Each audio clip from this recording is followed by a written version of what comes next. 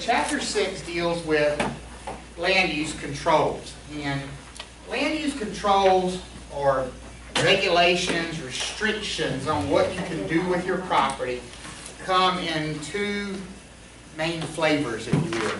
Private land use controls and public land use controls. And on your slide, I've given you sort of my way of thinking about private versus public. Private means these are non-government controls, and public means these are government controls of what you can do with your property. So just real quickly, somebody give me a differentiation between a private land use control. What's the classic example? HOA. Your HOA. That's a private land use control. The government does not enforce your HOA's rules, whereas the government might enforce something like zoning, right? Okay, so we've got two basic main categories of restriction on land use. The first ones we want to talk about are the public controls. And we're going to talk about planning, zoning, subdivisions, and how subdivisions are regulated, building codes, and then environmental protection. That's also a form of land use control because it controls what you can do with that property. For example, the state of North Carolina is engaged in a years-long battle with the federal government over where they can place Interstate 540. And that's an example of an environmental land use control dictating what can be done with certain property. All right? So planning and zoning centers around something called a master plan, which is on page 108 in your textbook. The master plan is the guideline that your planning and zoning office should be going by and establishing all their rules for how property is going to be used in a municipality.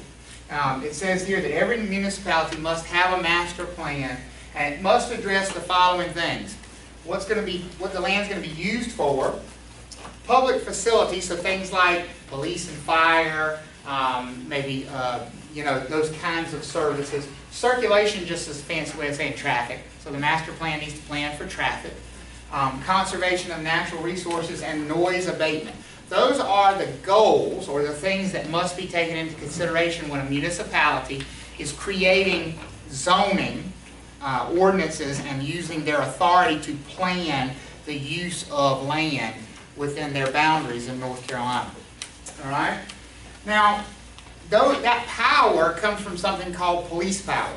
Every municipality, every county in North Carolina has this authority called police power in order to control the use of land in their property. And the act or the law that gives them that authority in North Carolina is called the Enabling Acts. The Enabling Act is the law that specifically in North Carolina gives, for example, the town of Cary to say that you can't have a sign with more than 2 colors at a public facility.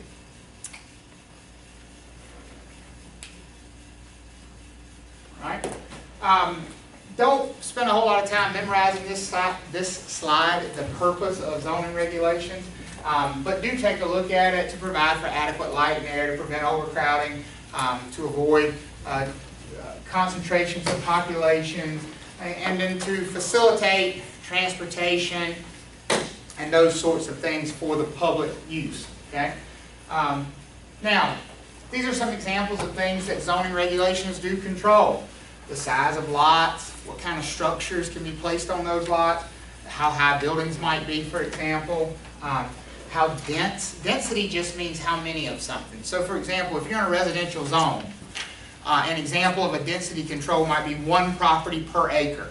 So if you were in an area that was zoned R1, that might mean there could only be 1 residential structure per acre. So what does that mean the lot size is going to be? At least 1 acre. If it's R10, for example, that might mean that you could have up to 10 residential units per acre. So if it was R10, that would probably be something like a townhouse, right? That would allow for that would be considered high density residential development. Yes, ma'am. At what point do you have one that says that you can't build a home over less than 10 acres? And that is a zoning ordinance. That's a public.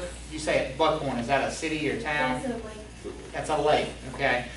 So how am I not familiar with a lake around here? So I wondered if that is a covenant so a private control or a government control? I'd be You interested can in have that. you can have like a trailer or a modular home, but you can't build a home unless you have 10 acres. Interesting. I don't. Interesting. It'd be interesting to know if that was a government control or a private control. And I'd have to do some research to find that out. Because it could be either. It could be either. Maybe to stop it from turning into subdivisions? Yeah, absolutely. And to prevent the division into really small lots, I mean, you know, it's just the same idea, to prevent from having sort of cookie cutter type settings. All right? So these are some zoning ordinance kind of ideas that you need to be familiar with here. So zoning ordinances, they govern the use of the land within that municipality's limits. So every municipality, city, town, county, has the authority to govern what happens with land within their incorporated limits. They also, and this is a really interesting one that most people aren't aware of, this idea of an extraterritorial jurisdiction. What does extraterritorial sound like to you? Extra means outside, and territory means territory. So, what does extraterritorial jurisdiction sound like to you? Outside city limits. They have control outside of their city limits. Not only within their city limits, but in North Carolina, every city, county, and town has control outside of their municipal limits as well. And how big that zone is determined by population. For example, Raleigh's extraterritorial jurisdiction is 3 miles. So you have to get 3 full miles outside of the Raleigh city limits to get to an area where Raleigh no longer has control over the use of that land. So those folks own property that's not located in Raleigh, but they have to follow Raleigh's land use controls. Okay? That's an extraterritorial jurisdiction. Now we say that they must not violate the rights of property owners. I think that's probably up for debate if you talk to the property owners that are in question in some of these cases. But that's what the law says. This validity test basically says that it can't be too sort of extraordinarily painful, if you want to think of it that way. The state has supposedly set up guidelines that control how these powers are exercised. I will say this though. If you are expecting relief from your state government on a zoning issue, good luck. How many of you ever heard the expression, you can't fight City Hall? I'm pretty sure that person just left a zoning meeting. Because they have all the authority. And they always will. And it is the ugliest, dirtiest business you will ever encounter in your life. And in general, the smaller the town, the more authority that planning and zoning board will exercise. And I'm going to be bluntly honest with you. It is not uncommon that the most successful real estate developers in town usually are either on the planning and zoning committee themselves, or their brother or their cousin is. And if you happen to be their competition, good luck with your zoning requests. I'm just giving it to you like it is, folks. They have all the authority. And, I mean, for example, if you operate in an area that's zoned, you know, or if you have a property, a vacant property that's in an area that's zoned for commercial use, and then it is rezoned for strictly residential use, do you think that might change the value of your property? Yes. Yes, in a negative or a positive way? Negative. In a negative way. Do you have any recourse for that? No. Absolutely not. None whatsoever. And they don't care. They simply don't care. Okay? Just keep that in mind and deal with it. All right? The ordinances are always enforced by somebody, basically called the building inspector. There is a zoning enforcement officer or an ordinance enforcement officer, but it's the building inspector. And then there's always a board of adjustment who has the power to grant a variance. A variance is permission to go outside the limits of the zoning that's in effect. Okay? Now, we've got these two opposing arrows here because we want to talk about two very different ideas. Now, everything I've talked about so far in this chapter is sort of reference purposes. You need to know general ideas. This slide, you need to know these ideas specifically. Okay? You need to know specifically these ideas. The differences between a legal non-conforming use and an illegal non-conforming use, or it's just a straight illegal use, okay? A legal non-conforming use, well, what's the first word? Legal. Legal. That's a good thing, right? So it's a legal use. Now let's take the middle part, non-conforming. What does that sound like is happening? It's like not what everyone else. Not what everyone else is doing, more specifically, not what the what says you can do. The zoning ordinance says you can do. So a legal non-conforming use is a use where you are doing something that the zoning says you can't do, but it's legal for you to do that. Anybody want to take a guess why it's legal? Because you were doing it before. You were doing it before those zoning regulations went into place. It's called the grandfather clause. I was here first. I was doing this first. I'm going to keep doing it. I'm going to continue this use. And that is a very real legal idea in North Carolina, that you have this right to a continuing use if you were employing the property for that use prior to the zoning going into effect. Here's the catch though with that. And they don't really tell you this in the book, but I just want you to know it for a point of reference. The goal of zoning is always 100% compliance. And they will get it over time. 100% compliance means no legal non-conforming uses. Even though they're legal, that doesn't mean they like them. So in almost every municipality in North Carolina, yeah, you can have that legal non-conforming use, but you can't improve it. You can't make it better. So I'll give you an example of what might happen if you have one of these legal non-conforming uses. Let's say you got a little bar, and when you built it, you were out in the country. You weren't in the city. So you didn't have any zoning ordinances. Now, as the city has swelled and they have moved their incorporated limits, you now find yourselves either in the city limits or in their extraterritorial jurisdiction, and that does not allow for the use of that property as a bar. Well, can you continue using it as a bar? Yes. You have a legal non-conforming use. So you get a visit one day from the city building inspector, and he says, this gravel parking lot over here on the side. I see you got your asphalt parking lot over here, but you got this gravel one over here on the side of the building. What is that? Well, you said that's my overflow parking. Well, you know, we don't allow gravel parking lots in the city. You have to have it paved. It's a safety issue. It's a public safety issue. It has nothing to do with the zoning. It has everything to do with the public safety. It has to be paved. And so, what's your reaction as the bar owner? What are you going to do?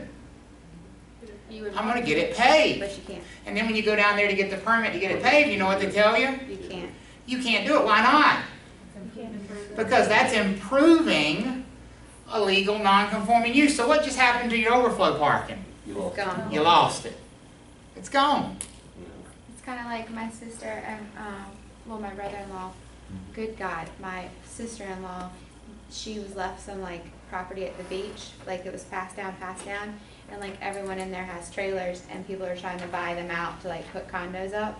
And some people have sold and some people haven't. But now, because of the new zoning, they can't do any updates to the outside of the trailer. So they've, like, redone the whole entire inside, but they can do nothing on the outside. Yeah. Like, they're not even supposed to replace, like this, they had this awning attached to it, and the storm came, and, like, the shingles Ripped are it messed off, up, yeah. and they cannot replace the shingles. Yep. And now they're getting taxed for, like, not, something that has to do with not having shingles or something. Right. I'm sure So they're going to slowly be forced So out. they're slowly forcing them out of that legal non-conforming use, and that is a very common tactic. One of our properties in downtown Smithfield has been rented for over 7 or 8 years, is used as a church. Well, they've passed an ordinance 4 years ago that you can't have any churches in downtown, mostly because they want those spaces used for retail spaces. So now because churches don't generate tax revenue. Exactly. So now we're losing this tenant because they want to make improvements and they can't get any permits to do any building, so they're leaving. Well, now whenever we get a new tenant, they can't be a church. Right, exactly. Because That use is it's the same property, that but use it's is forfeit once Yeah. it's been discontinued, it's forfeit. Absolutely. Absolutely. And that is a very common thing. Even you have insurance on the building and a hurricane comes and blows it down. Well, you got insurance, you can rebuild. Sure, you can rebuild, but you can't use it as what you were using it as before, because now you've improved that use because you have a new fancy building there. They're going to get you in compliance one way or the other. Can you sell a property that's with That depends on the municipality. Some allow a transfer of a legal non-conforming use and some do not. They do not have to. They do not have to allow that. Some do allow it. In fact, most allow it to be sold.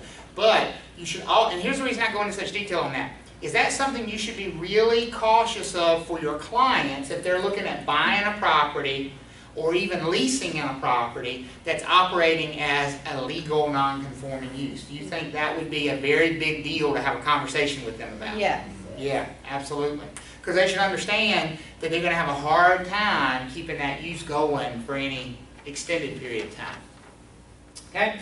And then an illegal non-conforming use or just a straight non-conforming use. This is really dark. Sorry to interrupt myself. Oh, there we go.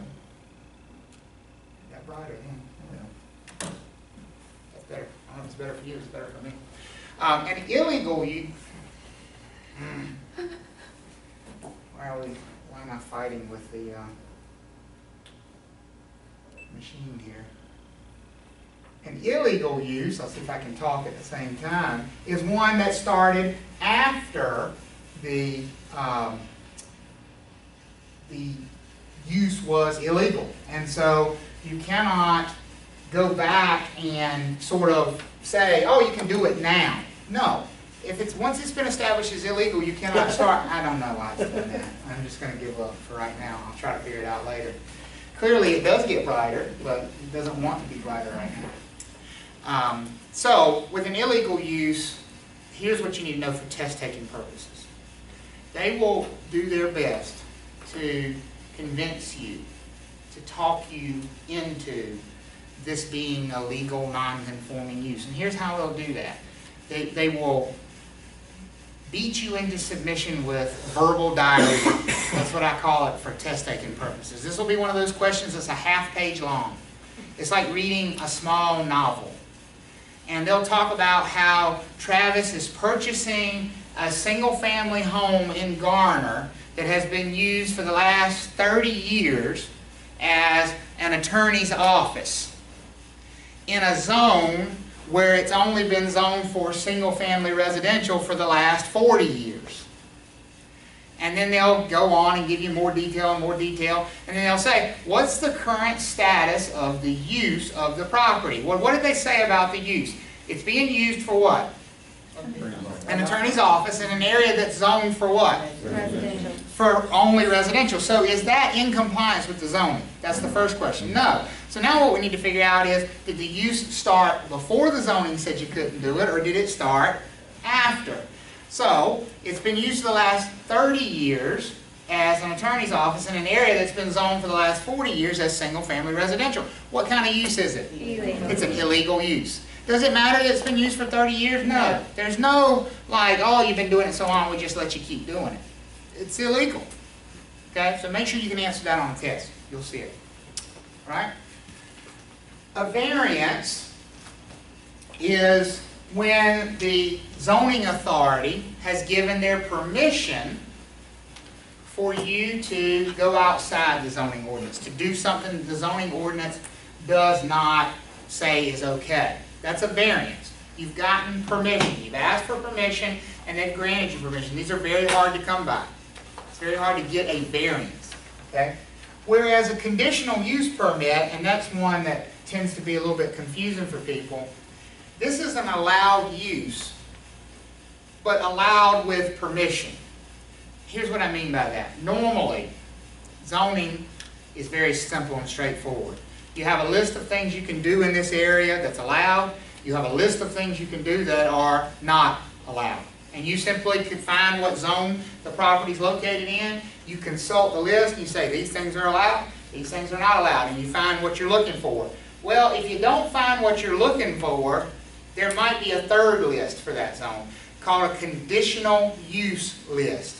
And what that means is, it might be allowed, but you have to ask us first. And you have to ask us on a one-by-one basis, because we want to control how much of that thing happens in this area. And what you brought up is a great example of that. Houses of worship, churches, are prime examples of things that operate usually with conditional use permits. And the reason is, they generate a lot of traffic, and they don't generate tax revenue. So they don't want to have a very high concentration of them in any one area. Right, and in area with a lot of retail, that's supposed to be used up, and people are only trafficking through there on Sunday. Right, that's exactly right. That takes away furthermore from. That's exactly right. And so they might use conditional use permits. You may not find a church, for example, as an allowed use in that zone, but it might be a conditionally allowed use, which just means that they would have to ask special permission to put that there. All right? Does everybody understand the difference between a variance and a conditional use? So is there a time frame attached you want to do? There is not. There is not. They're both permanent once they're granted. It's permanent, you said? Is it attached to the property? It is attached to the user. Okay. Now, in the case of a conditional use, in the case of a variance, most likely that's going to be permanent and attached to the property, because usually that's going to allow them to construct something. The most common variance. So yes, a variance could be, this is zoned commercial, but we're going to let you build a house here. That's not very common though. The kinds of variances that we usually see granted are variances of like setbacks. Does everybody know what a setback requirement is? You ever heard that expression? It's a rule about how close to the property line you can build something, for example. So like in Cary, you can't build any structure less than 10 feet from your property line. No part of your structure can be less than 10 feet from your property line on either side. And then on the front, the setback is 40 feet, and on the back, I think it's 25 feet. So no structures within that sort of buffer zone. Well, sometimes if those buffer zones prevent you from actually using the property at all, you might get a variance for those setback requirements. So that would be a permanent thing, because obviously you've constructed something. All right? Other zoning terms that you might come across, an overlay district. It says these are additional zoning restrictions specific to an overlay area. So the most common example of this is something like a historic zone, like historic Oakwood, downtown Raleigh. How many of you are familiar with that? Right? It's a historic preservation zone. There are historic homes there, and so there are additional restrictions about what you can do with those homes and do with those properties if you were to try to improve one of those properties. Like when that house, Yeah, that modern house is being built. Yes, absolutely. That real modern looking house. The modern house that that became the center of a very vicious fight in historic Oakwood. And for those of you not familiar with that story, a couple got the city of Raleigh, or petitioned the city of Raleigh to issue a building permit for a new house in historic Oakwood, and it was a house that did not comport with the historic character. And honestly, the building permit should have not been issued, but it was. And they did have the modern house in the plans. I know these people when they. Oh yeah, absolutely. It wasn't like they were trying to hide it. They weren't trying to hide it. They submitted building plans for a very modern house in a very not modern neighborhood, and then they built it. And once the neighbors realized what this thing was going to look like, they had a fit, and they went to the city to try to stop it. And so eventually they were granted a variance from that historic overlay zone, because it was essentially the city's own mistake. They had granted the building permit, but a very long and drawn out fight. And it took. They had to stop working on it and everything. They had to stop working on it for over a year, I think, right? Yeah, at least a year. Yeah, long time. So they were trying to. Most common example of an overlay district is a historic preservation zone. Okay. They sold us everything they owned. It was like. Subdivision regulations. First of all, before I go into that, any questions about zoning? So make sure you understand what a zoning ordinance is. So, sorry. Make sure you understand these key terms. You know a legal non-conforming use. You know an illegal use. You know the difference between an allowed use and a conditional use, and you know what a variance is. Okay? Those are probably the most important pieces, nuggets of information in that zoning section. Okay? And again, this is a public land use control, so who's going to enforce it? The government. The government. Yep.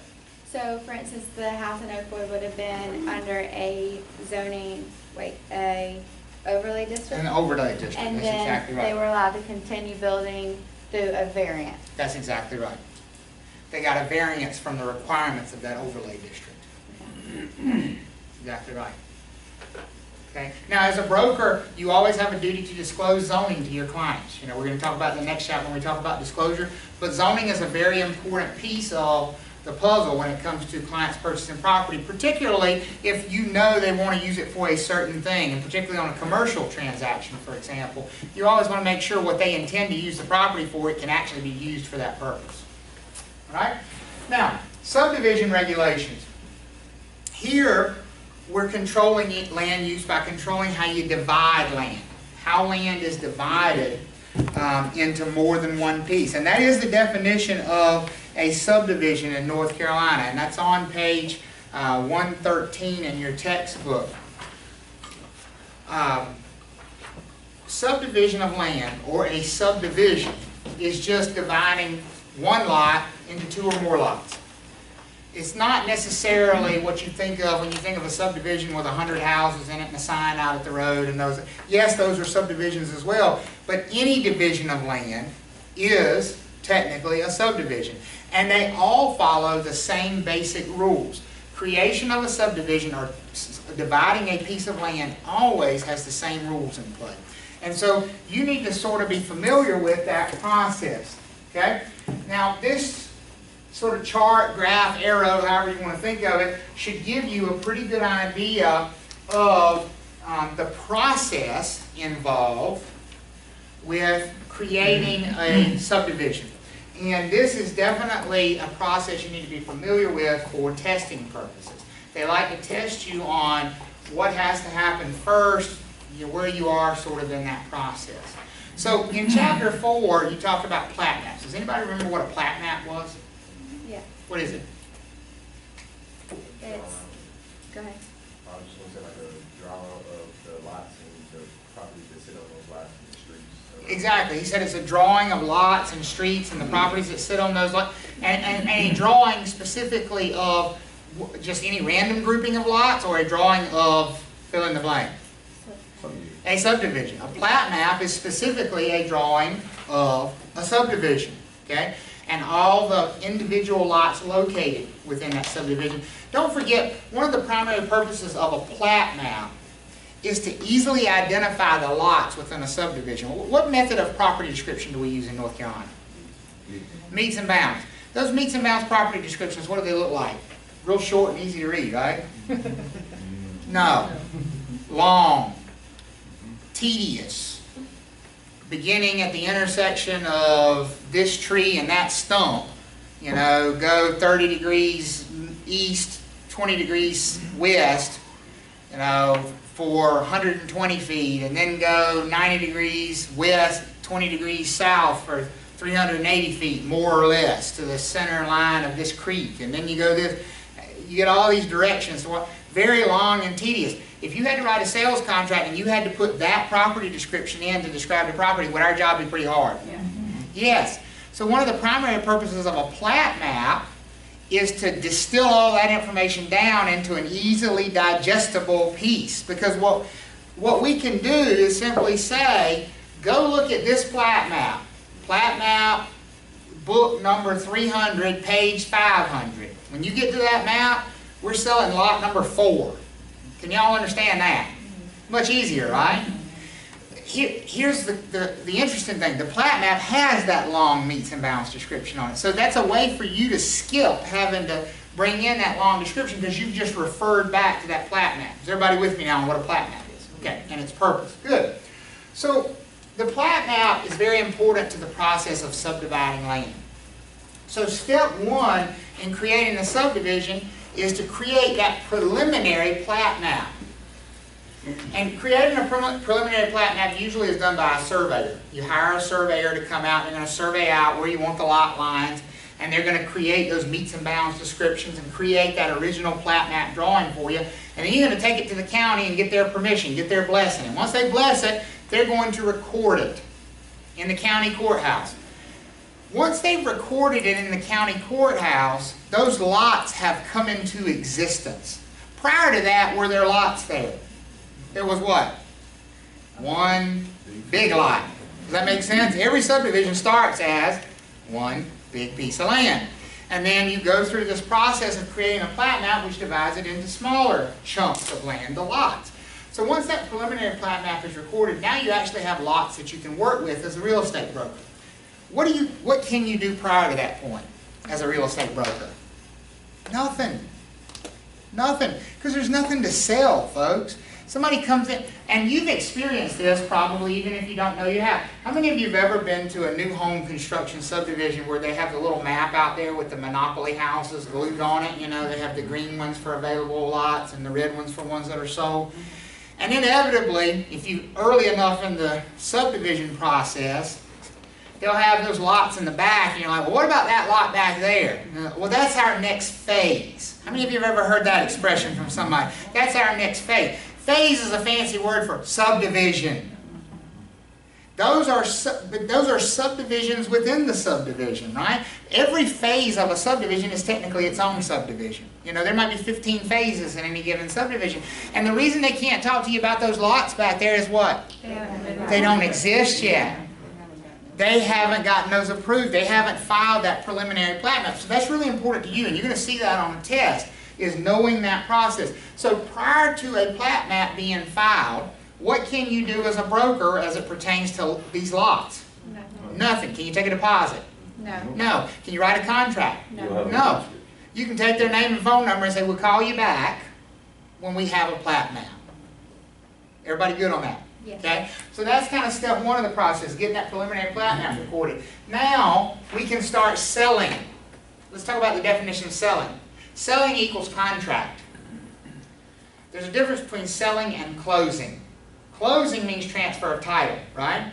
Does it say anything about closing can happen yet? No. Down here. So, we can sell. That means we can write contracts. Contracts equal deposits. Can we take deposits? Yes. Can we close yet? No. No. What do we have to do before we can close? Get the plat map finalized. We have to finalize that plat map. We have to go final with that plat map. Now here's a real interesting thing about the way this process works. And you may encounter this at some point in your career. Sometimes you're going to have a buyer who will come in and go under contract at this stage right here, when there's a preliminary plat map recorded, but no final plat map recorded. 2 or 3 times in my career I've sold the first house in a neighborhood. I remember in particular one in Chapel Hill. They didn't have the model home out there, they didn't have the trailer out there. Like, the on-site agent came to my office and we sat down and we went over the contract, and when we went out there to pick out a lot, it was just a mud field. And we drove out there and it was pouring rain, and my clients and I were tramping around in the mud trying to pick the best lot of muck. I'm out there, just pick something, you know, that's what I was thinking the whole time. So I sold the first house in that subdivision, and that whole neighborhood was the first house. So when we wrote our contract, they had a preliminary plat map recorded. So we were able to write a contract on it. Well, as we got closer to closing, our house is going to be the first one off. They have to do what before we can close? Finalize the plat map. Well, remember, our property is not the only one on that plat map. What else is on there? The other lot. The other lots in that subdivision, or at least that phase of that subdivision. And in this instance, there was about 2 streets, probably 25 lots, okay, were on that same plat map that we were on. Now, during the course of time since we had gone under contract and while our house was being built, they had to move an easement 2 streets over. Now, an easement's just a line on a piece of paper, right? From our perspective, at least, not the perspective of the person who might buy that lot down the road, that lot hadn't had a contract on it, didn't have anything on it. It was literally just somebody redrawing the plat map. Now, here my clients have paid a $50,000 non-refundable deposit on this custom-built house. What do you think their options are when that plat map changes? Walk away. Get all their money back if they want to. Does it matter that it says non-refundable? No. Because here's the thing. What did that builder bargain to sell them? The piece that they were Lot number so-and-so of this plat map. Does that plat map exist anymore? No. Because they did what? They changed it. Did it matter that the change wasn't even on the lot that we were selling? No. Because the plat map itself changed. Any change on that plat map gave my folks the right to simply walk away and get all their money back, no matter what the contract said, because that's a function of state law. Does that make sense for everybody? So there is a very real risk to a developer to going under contract at this preliminary plat map stage. Ideally, they would like to get to final plat map stage, but that also means they can't make changes, right? So it's a little bit of a balancing act there. Now, of course, I would have had a fit if my folks had wanted to back out, and they didn't, thank God, and they closed. But they could have. And it's my job to tell them that they had that right. Because here's the thing, the builder didn't tell them they had that right. The builder sent me an email and said, look, we had a little minor change over here 2 streets over. It doesn't affect your lot, but if you could just get your folks to initial this plat map, that'd be great. What did Travis know though? That they had the right. That they had the right to walk away, and I conveyed that to my clients. I'm like, listen, if you got cold feet, now's the time, because you got the right here in front of you. Once you initial that, no more, that's it. You're done, okay? Once the final plat map is recorded, then we can convey ownership of the lots. Yep. And stage 2 is like, say you were out there with that fire and the plat map was like, they wanted lot 2. What if they wanted like part of lot 3? Is this the time when that can be negotiated? It could be in theory, but the reality of that is most developers would not want to do that because, again, that would upset any other contracts they had written on any other lots. You know, so is it possible? Sure, but it's probably not going to be likely. You know, usually there are very few changes from preliminary plat map to final plat map. Very. For that reason. Okay, good? I have the subdivision plat map, and there's amenities in the plat map that don't actually come to fruition. Mm-hmm. Is that a recourse that people can take? So like, you mean like a pool or a, not, maybe. The problem with that is recourse against the developer, who is very often gone, bankrupt. You know, it's recourse against an entity that has no assets, which is not much recourse at all. So yeah, the answer is yes, but in practice, it's not worth a lot of times. Okay? So to kind of sum up the subdivision process, you've got the planning stage, the initial planning stage, the final planning stage, and then disposition or selling and closing up the lots. All right?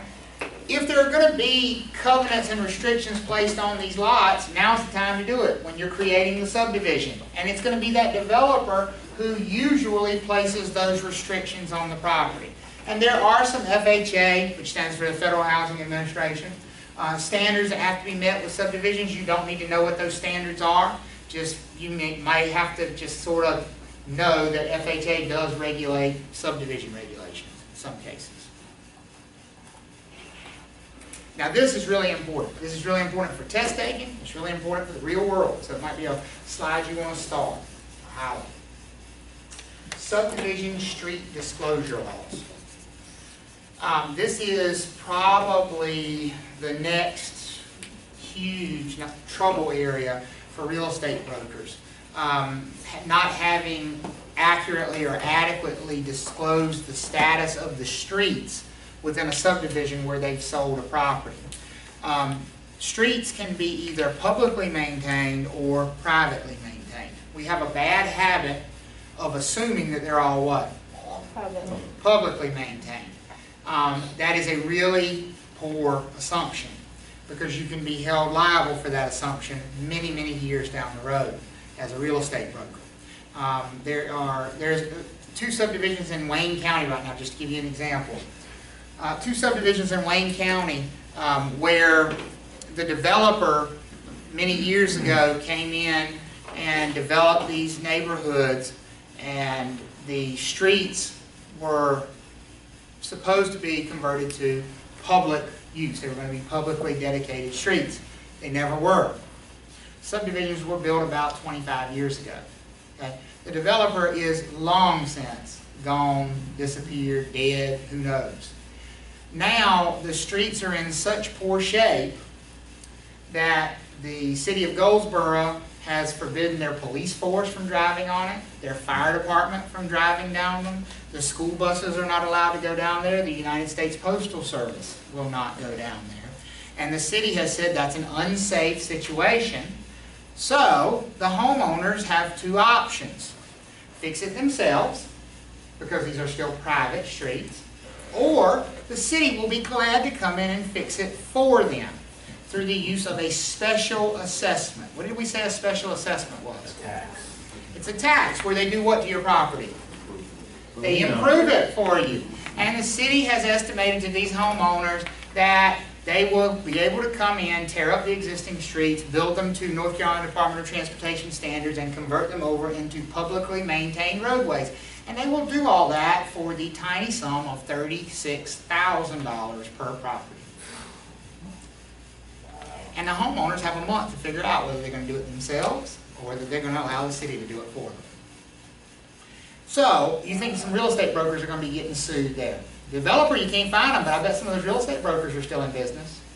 And those that did not tell their client, these are private streets. Because what was the true status of those streets when those properties were sold? Private. They're private. What were they intended to be? Public. Does that matter? No. No, because the status is that they are private.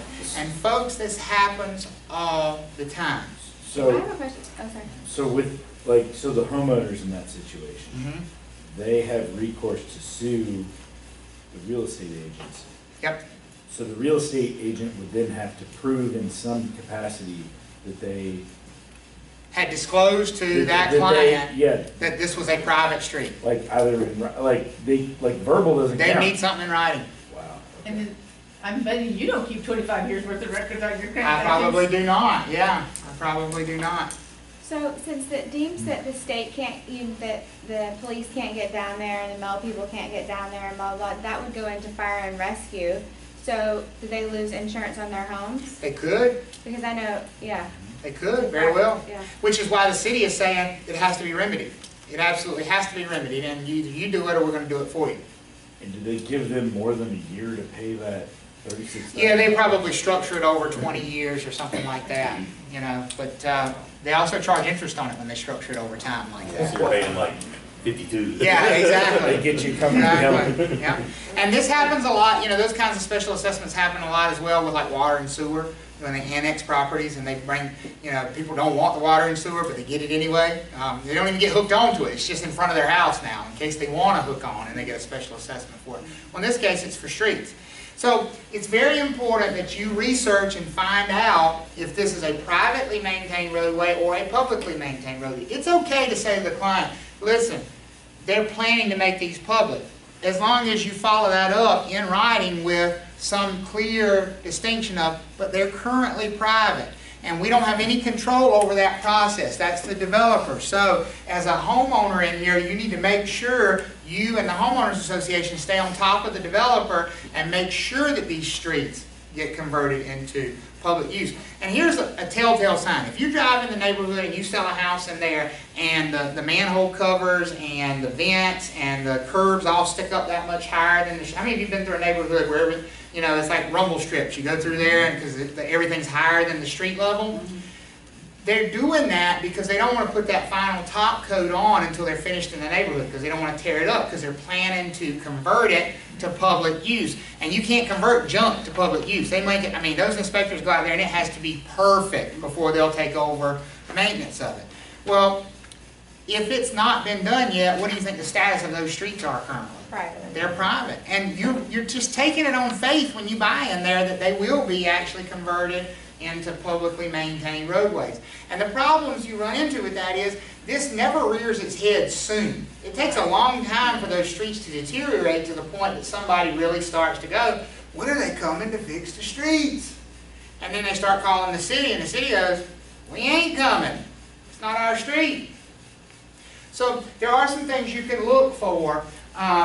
One of the things I recommend you do look for is a state road number on a sign. If you look at the Green Street sign on any street, there is an SR number. Now, let me say this.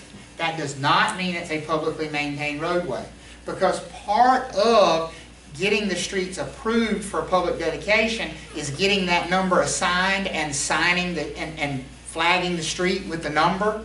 So that means the process was at least begun. When you see a state road number, that means the process was at least begun. You still need to call the Department of Transportation and say, state road number, blah, blah, blah, blah, is that a publicly maintained road? You have to call and you have to find out if you're the real estate broker. Because it still would be the same as you say, this is intended to be. That's exactly right. It was intended to be made public, but it maybe never got to that step. It could have been dedicated as public, that's what it's called, The developer says, it's yours, I don't want it, I've fixed it, I'm done, I've dedicated this to public use, but maybe they never accepted it into public use. Maybe they put some condition on it. No, you gotta come back and fix this curb, and the developer never did. And so the street was never converted into publicly used roadway. All right? If the developer was still around and still active building subdivisions, are they, Liable? Uh-huh. Sure, absolutely. but if they're no longer building and just they're alive somewhere, they are not? Depends on if their entity's still in existence, because most likely, remember, there's a very big difference between someone personally and someone's corporation or Right. someone's LLC, for That's why you example. get a corporation. That's why they have corporations and LLCs. So yes, the person may still be around and even actively developing, but if there was a different LLC or corporation that developed that neighborhood, you may still be lost. Okay? So just because they've been dedicated does not mean they've been accepted into the public roadway system. Until streets become public, the individual property owners are responsible for all maintenance costs. That's an important thing to remember. Okay? Big deal. The Interstate Land Sales Full Disclosure Act, which is in your book on page 116, thank you. Interstate Land Sales Full Disclosure Act. This applies to any subdivision with 25 or more lots. Now keep in mind, what did I say about a subdivision? A subdivision is a plat map, right? So you could have a neighborhood with 3,000 houses in it that technically doesn't fall under the Interstate Land Sales Full Disclosure Act, as long as no plat map within that neighborhood has more than how many lots? 25. 25. The purpose of the Interstate Land Sales Disclosure Act was people buying property sight unseen in states other than the state they reside in, and then finding out that they were 3 hours away from a hospital, for example. It's an old law, it really doesn't have much of an impact now, but since everything is advertised on the internet, so technically everything is interstate commerce now, we have to talk about it. So basically what you need to know about the Interstate Land Sales Disclosure Act. You need to know it requires a property report be given to any potential buyer if they're buying in a subdivision that has how many lots? 25. 25 or more. 25 or more. It exempts subdivisions with fewer than 25 lots.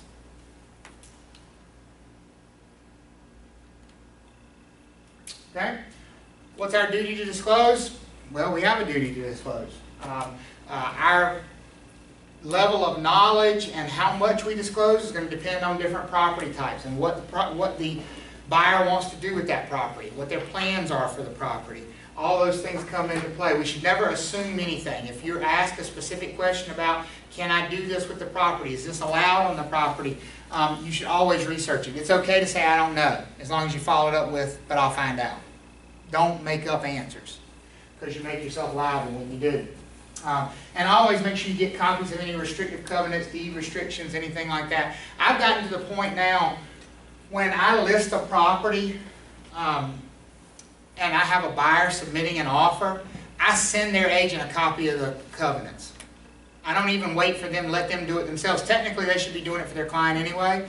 I don't even wait. I go ahead when I list the property, I pull the covenants, I save them, and as soon as somebody submits us an offer, before we even respond to the offer, I email them a copy of the covenants, because I don't want anybody to come back and say, we didn't know we could do this with the property, we didn't know we could do, well, you can say it, but you can't say I didn't tell you, because I sent it to you. Does that make sense for everybody? Okay.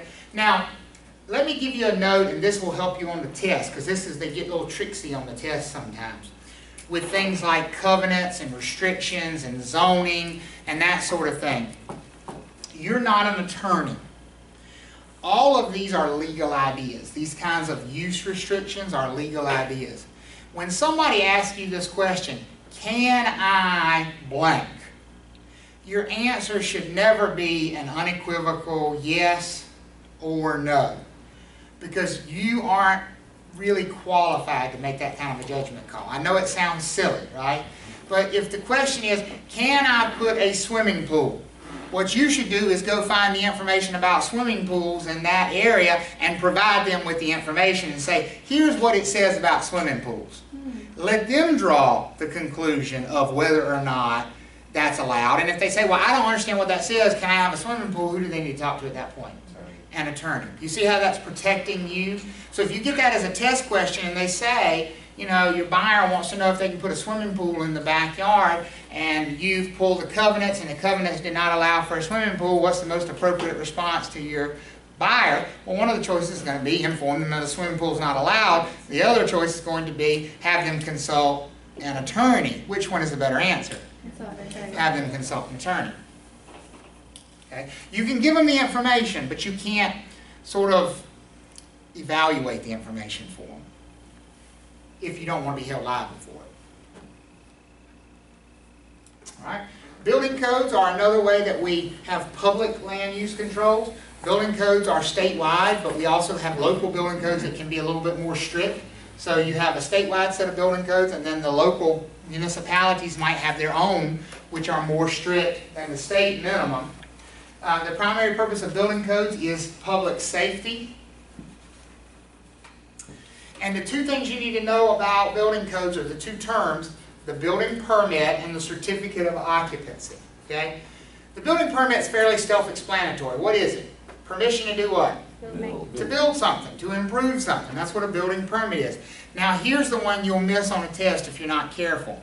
Certificate of occupancy has nothing to do with occupancy. It has nothing to do with saying the property is safe for humans to live in there or to habitate in there. A certificate of occupancy is nothing in the world but proof that you have complied with the building code process, which means you obtained a permit, you had the improvements inspected, and the building inspector has said you're in compliance. So the answer to that, if you get it on a test, is what is a certificate of occupancy? It's proof that you've complied with the building codes.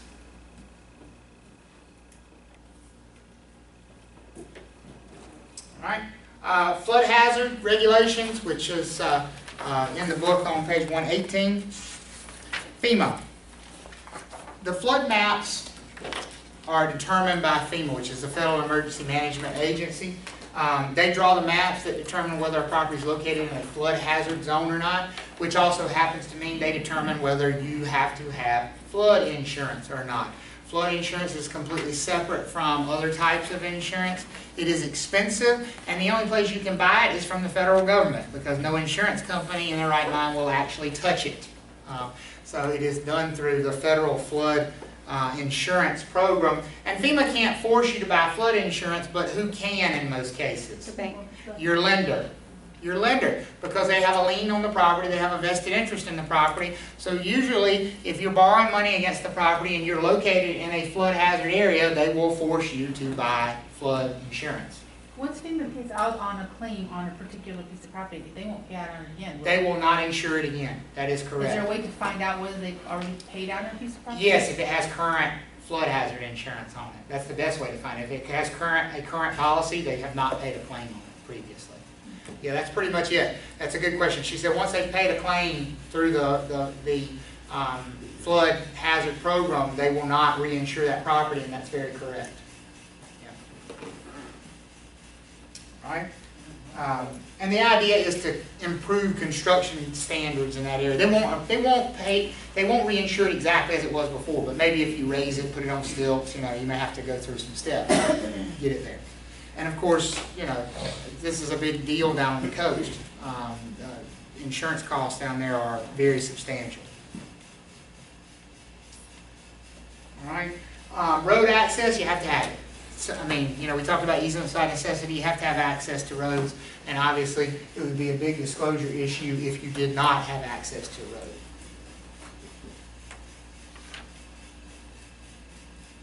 And then the last of these public land use controls we want to talk about is the Americans with Disabilities Act. The Americans with Disabilities Act is considered a land use control because it determines what kind of properties you can have, what kinds of features you have to have in a property. Does anybody know what kind of properties it applies to? For example, does it apply to homes? No. What kinds of properties? Commercial. Publicly accessible facilities. And generally speaking, if they're old, they're sort of grandfathered in until you want to do what to them? Improve them. and then they have to be brought into compliance. And I'll give you an example of that. You know, when I was at UNC and we were looking at various, I worked in the athletic department, and we were looking at various stadium renovations to the football stadium. That football stadium was originally built, the main seating bowl, in 1924. So you can imagine what state of ADA compliance exists in the original bowl.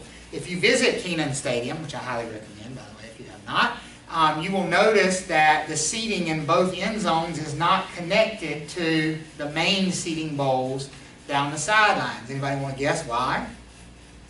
Because if it had been connected, they would have had to bring all of the original seating bowls into current ADA compliance, which would have cost hundreds of millions of dollars to do. So by leaving a 6-foot gap between them and making them separate structures for the end zone buildings, just the end zones are ADA compliant and the seating along the sidelines is not. So that's an example of how you might have to deal with ADA compliance. But it's for places of public accommodation and does not apply to residential properties. So if you own an apartment building, That is a place of public accommodation in the common areas. The units, so in an apartment building, her question is, how does the ADA work with an apartment building? An apartment building is sort of considered like a dual purpose. It's commercial and residential. The units themselves are residential. So the ADA does not apply within the units themselves. They do not have to be built to be ADA compatible. But the common areas, the hallways, the offices, the amenities, the parking lots, all of that does have to comply with the ADA rules. All right? And then that wraps up public land use controls, then private land use controls. So all those are examples of government control of land. Thankfully, the private ones are much shorter because it's just one thing, covenants. Covenants are about the only example we have of private land use controls. And as we talked about before, covenants are put in place by the owner of the property, the developer in most cases, who's creating a subdivision, puts these restrictions in place. This is my favorite word, they are appurtenant. What does that mean about those restrictions? They run with the land, they attach for how long? Forever, permanently. So every subsequent owner is going to have to follow those restrictions on the property. They are appurtenant.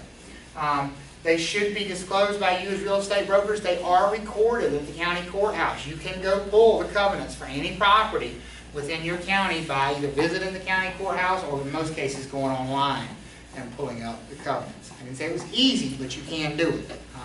It's pretty easy on Wake counties because they give you instructions. How do I? And find a covenant is one of those things. One of the most important points about zoning is this last one here. When covenants conflict with zoning. Now, kind of confusing. What would you think logically? When the government control says one thing and the private control says another, which do you follow? Government. That's the logical thing. The answer is you follow the more strict one of the two. Whatever one is more strict. That's another way of saying you got to follow both, right? When you're following the more strict one, you're actually following both. You might run into that with fences, for example. Maybe the town of Cary has a rule that says you can't have any fence higher than 6 feet tall. Would that allow for a chain link fence of 6 feet tall? Sure, right? You can't have any fence higher than 6 feet would allow you to do a chain link fence. But your neighborhood might have restrictive covenants that say no chain link. So in that case, which one is the more restrictive? The no chain. The covenants, and so that's what you're going to follow. You're going to follow the more restrictive of the two. That's it for Chapter 6.